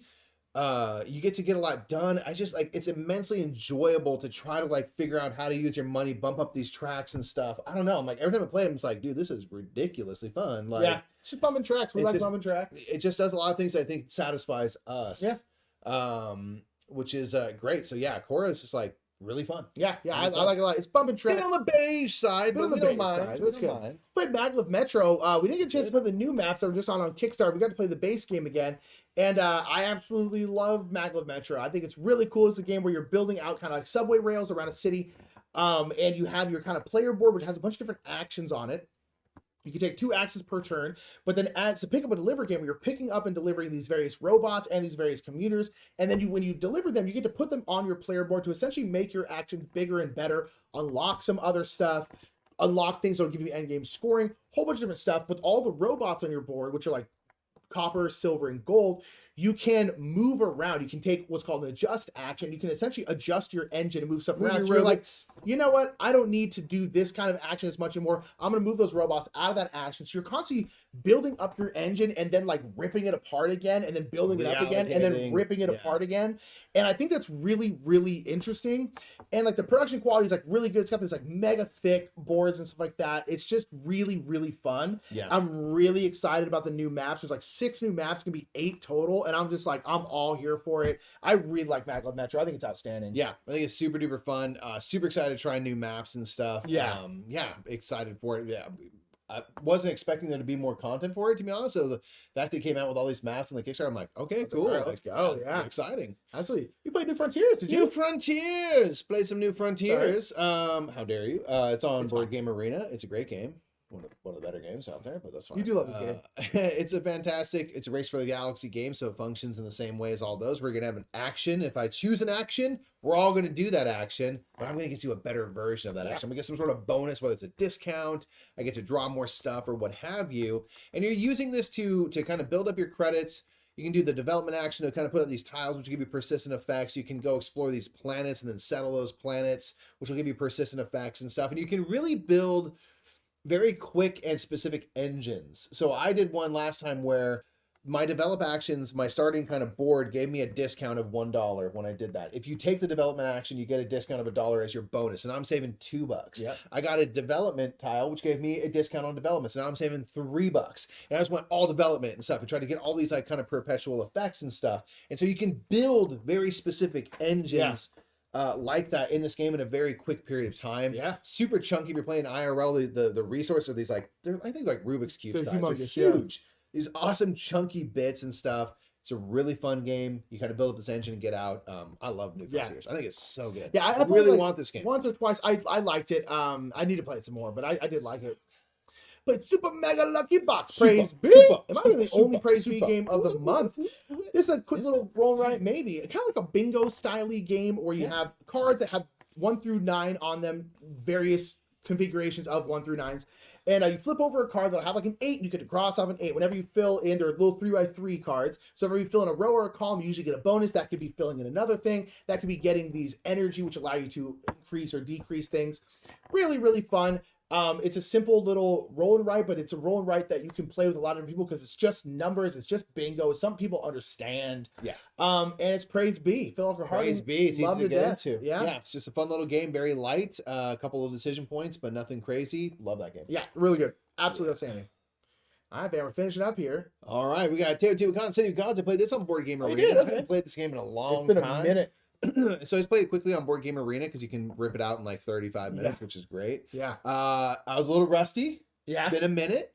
But I reminded that I really love the rondel. The rondel, moving those really dice around and trying to get, you get a better version of an action if you have them all kind of bunched up. But then it's hard to get them to that, if you want to get back to that action, you got to do some work to get around the board again. There's a lot of fun things to consider. Crick and I played a back and forth game.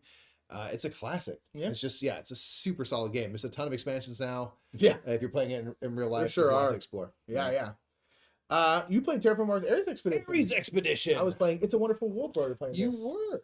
Oh, I guess that's one we I missed. guess we missed. We also played It's a Wonderful World. I played to you. It's great. That's right. That's the one thing I forgot that I played that you didn't play. It's great. Terraform Mars Ares Expedition is also great. If you want Terraform Mars, but you want to be a little bit Better? quicker, a little bit more streamlined, and uses some of those kind of Race for the Galaxy choosing of a phase, and you get a bonus version of the phase if you're the one who activated it mechanism. This does that. So it's the same kind of card play, which takes out the kind of board area control manipulation elements of it. No milestones and awards. They're adding those things into the expansion materials.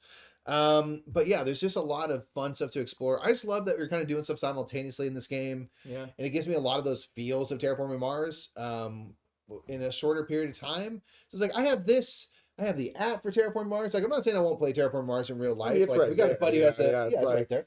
But that's like the 3D version. I super want to play that. Yeah, I want to play that. But Ares is just like so great. It's just easier to get to the table and go. To me, like I've said multiple times, it kept all the stuff I really liked in Terraform Mars, mostly the card playing, took out all the stuff I either didn't like or didn't care about. And I'm like, great. That's perfect. So to me, I'm like, cool, I never need to play Terraform Mars again. Right. We played Tidal Blades Rising and Full. This is the new Tidal Blades 2. We played like 6-7 games. I don't know, we played for like 10 hours straight. Yeah. We played this on stream with James Hudson from Druid City Games. We played a big marathon stream. It was like a 10-hour stream where we played a bunch of it in a row. Really got to kind of get through, a few scenarios, some level of the up a bit. Though. Yeah, it was really, really cool. I really like this game a lot. This is a game where your Tidal Blades, it's nothing like the original Tidal Blades in terms of how it plays, but Same just characters, story-wise it is. Game. But yeah, in this one, you are building out a 3x3 grid of cards, and you put a card in you can activate either that row or that column. And then once a row or column is full of cards, that then gets wiped. And so it's kind of like one of the things where you want to build up. And then once you do a full row or full column, you're getting like a great turn because you're doing a whole bunch of stuff. But then it all goes away. So it's kind of like building up your engine, then tearing it down a little bit, then building it back up. And then depending on what kind of episode you're playing, you're doing all different kinds of stuff. Sometimes you're fighting a lot. Sometimes you're kind of like running and gunning. Sometimes you're protecting stuff. It's all over the place. I really liked it though. It's set in a world that I think is absolutely gorgeous and amazing. Yeah. And I really liked it a lot. I'm really excited to see the rest of the campaign. Yeah. Yeah. I just think it's a really great world building they've done. The gameplay and the action selection is really interesting. So yeah, I think they crushed it and made a very different game, made it co-op. Excited to see the final product once it's all out, and so far so good. And interested in the RPG. We haven't seen the RPG or played it all, but I'm interested in that too. Yeah, 100%. Why not? All right. Finally, we played Viticulture, Nick. Yes. Viticulture is a classic. It is classic. My favorite game of all time. Yeah. I've been playing with my mother-in-law. We've been playing base Viticulture, but I think next time we play, Tuscany time, baby. Excited to see Viticulture World. Yeah. And we'll probably cover that once it's out. Yeah. We'll probably do a video on that because it's going to be a very different experience than base Viticulture. It sure seems like it, yeah. So that'll be exciting. Viticulture is fantastic. Making wines, who doesn't love that? It's my favorite game. Good stuff. Not much else to say. It's my favorite game. Boom. I like it a lot. So that's what we played this month, right? Indeed. Very good. That is it. That's all the games we played. 47 games, I guess, because I forgot. It's Wonderful World. It's Wonderful World. It's real good. Yeah, so that is all of our games. Let's go ahead and I guess now, because we are live, we'll kind of go through, we'll kind of scroll through and try and find some questions. If you have any other questions, pop in the chat right now. This is the time to do that. Yeah, so way earlier, go ahead and ask it again. We're going to scroll through, see what I'm we kind can of scroll see. through and see some stuff here. See some stir. So what's the best legacy format game you've ever played? I don't know. The story ones like Pandemic Legacy are really, really good. I also kind of like My City, where it's kind of just like changing rules because it's easier to get to the table. But in terms of sheer experience, it's hard to beat something like Pandemic It's hard to Legacy. beat Pandemic Legacy. My City, we played. We're so excited. We're probably going to replay it before we play My Island. My City would be my #1 legacy because it's just super fun, easy to get into, easy to play. Yeah, it's hard to beat. Yeah, it's really, really good. It's awesome. I think Pandemic Legacy is a perfect. We talked about like Dark Quarter is like, to me, that's too much story in a game. My City is like zero story. So Pandemic Legacy is a good mix of like a lot of story, but ultimately, mostly it's just It set the game. tone for a reason, right? Yeah, Like, I think that's kind of the Pandemic best. Legacy like was so fun to go. Yeah. So cool. James asks, as they have similar mechanisms, what game do you like best? Alien, Fate, Nostromo, or Horrified? Horrified, personally, I think it's a better game, and I'm more interested in the theme. Yeah, more interested in the theme. I like doing the puzzle of trying to like discover them and then overcome them. Horrified. Yeah, both are good though, but I like Horrified better. Jabs asks, having just played Ark Nova 3 player, I was wondering what your average score is. Kind of all over the place. I always cross my tracks. I score in the teens. Nick lately has always scored in the 30s, which is insane. So I do pretty well. I feel like I have a better average score. I'll usually be between like 14 and 18. That's like my happy zone. And Nick literally scored like 32 games in a row. And I'm like, I don't know how you do that. Nick got his conservation track almost to the very end. Yeah, I'm I like, did do that. That's crazy. So yeah, ask him about those types of things. Yeah, it's pretty good. I like that game a lot. And I do tend to be pretty good at it. Jazz also asks, what's on your haven't played but want to list? Search for Planet X. Search for Planet X, Pulsar 2849 or whatever it is. Yep. In terms of games that we don't have. Oh, so not just Shelf of Opportunity. I don't know, honestly. Lots of games. Planet Unknown was on there, but Planet Unknown was on there. Sky Mines, really want to play Sky Mines because we always wanted to play Mombasa, but aren't going to play Mombasa because we wanted them to retheme it. Now they have, so that's on the top of coming soon, and will be coming soon. You'll be doing a video on that over the summer for you. I'm excited to play Wonderland's War, which we have. We haven't tried to play. I just want to play with 3 people. I'm not entirely sure. In terms of games that are out that I just haven't played, I'm not entirely sure. What's the oldest game in your collection you still enjoy playing? Oldest game in terms that we've had the longest? Probably Pandemic. I still love playing Pandemic. I think oldest game being what's the oldest game. I think probably like High Society. I think it's from like the 90s. That'd probably be like the oldest game we have. Yeah. Like in terms of release. Oldest game that we have that we've like owned, that would probably be Pandemic to next point. That's our second Pandemic. It is our We've had that second copy since a long time. So what's a game that still confuses you? Either you love it but feel like you shouldn't, or feel like you should like it but just doesn't seem to jive with you? That would be every Martin Wallace game ever. I feel like I should like them, and frankly, every Vita Lacerda game I've ever played, I feel like I should absolutely love, but I just don't. For me, the answer is Tapestry. Don't know why I love it so much, but I really do. I don't know why you love it at all. Yes. I probably shouldn't, but I do. Yeah. I really love every time I play it, I have a great time. I'm very bad at it. It's wonky, it's strange, it needs some house rules and stuff, but I really like it. Yeah. So that's a confusing one for me. Don't know why. That one bounced off me pretty hard. I got it. A buddy gave us a copy, and I know I'm not going to play it because Nick does not like that game. I don't want to play it. But I still wanted it. Yeah. It did. Jenna asked, I'm super interested in Wayfarers and South Tigers, but I haven't tried any of Shem's games. Should I try some of the others before jumping into that? I don't think so personally because they're not similar at all. None of them are. Yeah, each of the games, even like in the West Kingdom series, it's like 3 games that are all completely different from each other. So no, I don't think so. Like it's kind of fun. Like just know when you play Wayfarers, like the provisions have been in since the beginning. He always uses provisions in games. So like that's like an Easter egg, but you don't need it to. Because it's like the lightest game is Raiders of the North Sea, but playing Raiders of the North Sea is not going to help you play Wayfarers because they're not similar at all. So playing them is not going to help you. If you want like to be like, oh, cool, I've seen this character in these other games before, that part's cool. But I would say if like we know what kind of games you like, so like it's a weight of a game. The only reason I would say don't play something is because you think if you think it's too heavy for you, but like I know you can handle Wayfarers no problem because you like a lot of games that are big and heavy. So like go for it. Playing other games wouldn't help you. Stacey Everdell makes a good point. Tapestry equals tracks, and it is. tracks. Man, that's why I love it. And we do have Paleo. It's right. Close. There he is. There There. it is. Yes. Played it once, really liked it. It's really great. Do y'all have any other pets besides Mary and Pippin? No.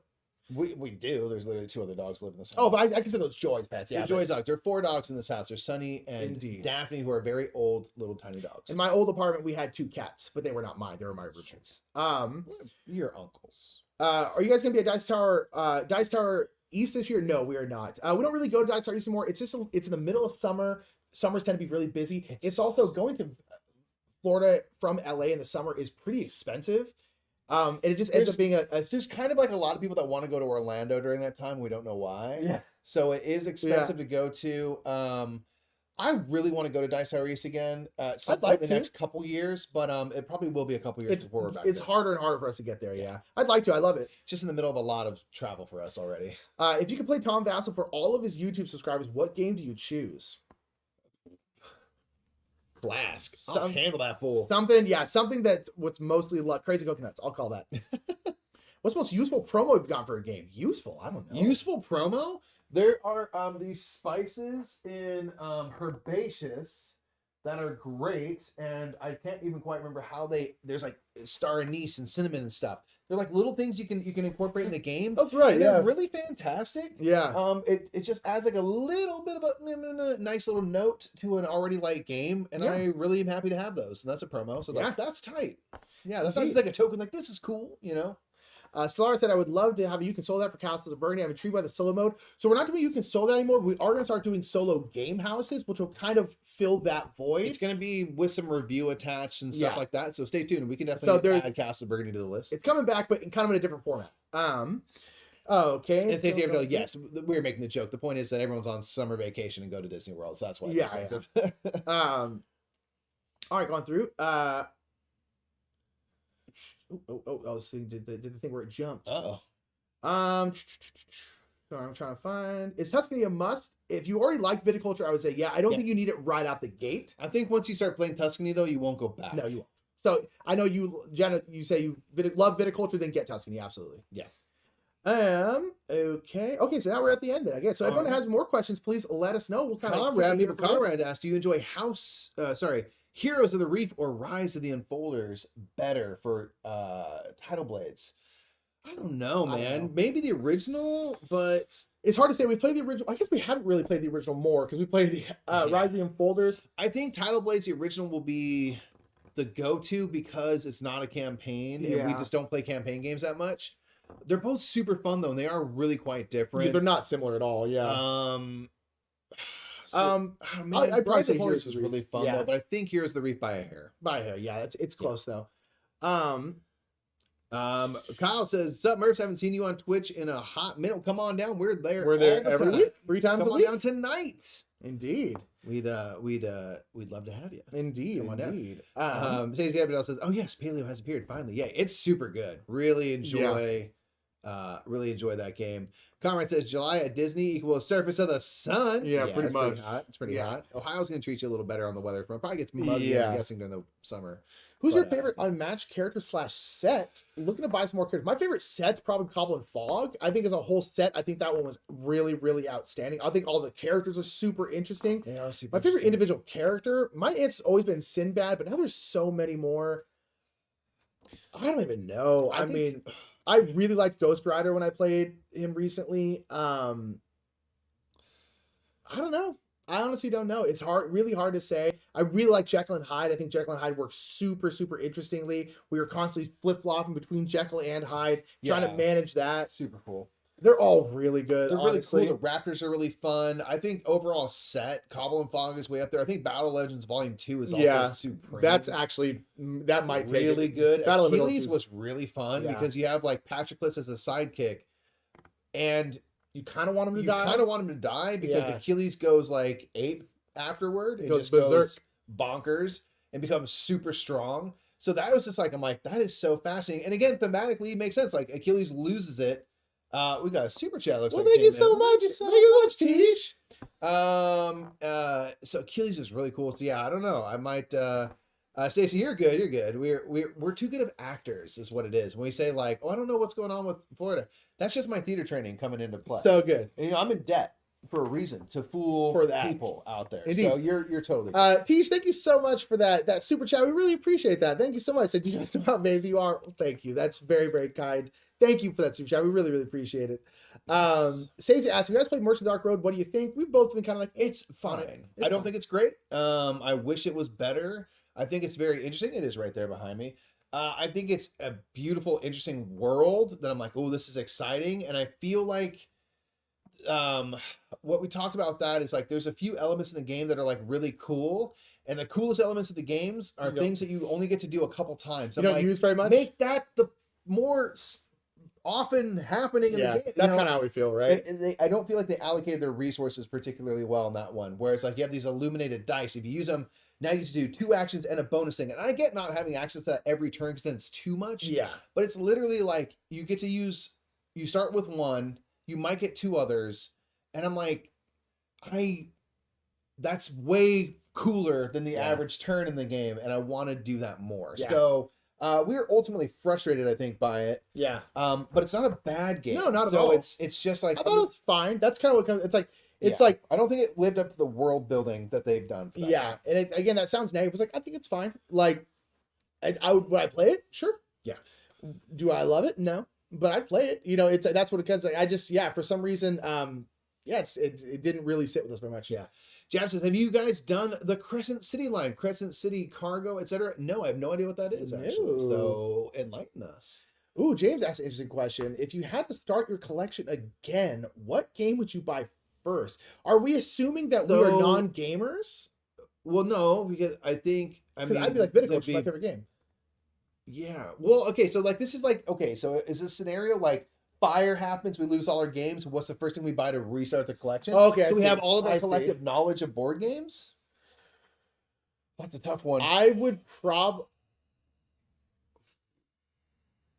my answer right now is going to be games that are easy to get to the table. So I'm going to say Cascadia. Because Cascadia gets to the table easily. You can play it with a whole bunch of different, like I wouldn't pick like War of the Ring, despite the fact that's one of my favorite games. Because like who am I going to play that with? I want to pick games that I can actually get played. So I'm going to go with Cascadia because I think it's one of the most playable games on the planet. Yeah. So that's my answer. I would start with Cascadia, and then I'd probably get Viticulture. Tej, again, thank you for that super chat saying, the question is, do we know how amazing we know, are? you're We're so trying to sweet. remember every day. We really appreciate that. Try. Josh asks, what feat of memorization is the most impressive? I think, for my money, it's an unboard game related thing, is improvisers. Yes. Comedic improvisers. We see the Improvised Shakespeare Company, and they do hour and 15-minute long, fully improvised Shakespeare plays where they get a title for a made-up play that does not exist, and then they make it into like the Goatman of Venice. And they'll make a 1-hour play about the Goatman of Venice using improvisation in the styles of Shakespearean language, including songs that they make up on the spot. And then the impressive memorization part is that in the beginning, they will set up some joke, some reference or something, and at the very end, they will come back around to this joke like an hour later. And I'm like, okay, on top of like spinning all these plates and doing all this stuff and coming up with the most funny thing on the spot I've ever heard, they also bring back and tie up this little bow that they left open an hour earlier. And I'm like, how on top of everything you're doing do you remember that you said this thing way back when? Yeah. That to me, I'm like, that's the most impressive because, and to just like weave it in so perfectly at the right exact moment, I'm like, you're a genius. You're like literally a genius at that thing. That to me is the most impressive. Yeah, I probably agree. If we're talking about just in general memorization, something like that. I think it's absolutely incredible. Absolutely incredible. Improvised Shakespeare Company, if you ever get a chance to see them, it's the greatest show. Improvised Shakespeare Company, they are based out of Chicago. They operate year round, and it's so amazing. It's so fun. It's so funny.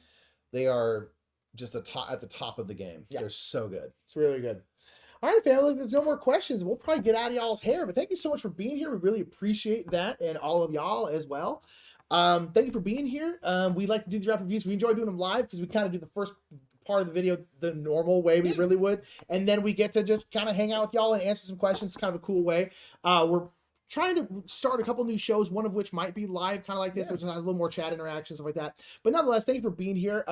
We'll do our kind of little outro thing. We want to give a big shout out to our channel sponsors, Board Game Geek, Restoration Games, and Lucky Duck Games. Both are absolutely outstanding. And Mike, our sponsor of the month is one Meeple Konrad. who's in snap! chat. New resident of Ohio. Ohio resident. Meeple Konrad is our sponsor of the month. Backed our Kickstarter as a sponsorship level. So our month of May is sponsored by Meeple Konrad. And if you don't know, Meeple Konrad is such a wonderful human. One of our favorite people on the planet. And streams on Twitch, twitch.tv/Meeple Konrad. We'll put it in the description down below. Part of the Master Goblin Games crew. I know, absolutely. What a legend. Absolutely love Meeple Konrad. You're so wonderful, wonderful friend of ours. Yeah, we got to hang out multiple times with him. He's just so lovely. It's awesome. Thank you all for joining us. We love you all very much. Here's to another great month of gaming. Next month's the numbers might be lower. Might have a baby like at any moment. I'm trying to cram in as many games as I can before that happens. So we'll see. Just because there's a lot of work to do. There's a lot of stuff to be done. We love you all very much. Do have a great rest of your day, great weekend. If you haven't yet, please thumb this video up and leave a comment once this stream ends with your favorite thing that you played this month. We would really love it. It helps our video succeed and get out to more people. Yeah, so gotta please Daddy Algorithm, you know. Gotta please Daddy Algorithm. Feed me. So good. Thank you, comments. All right, everyone. Have a great day. Bye, everybody. Bye. And it.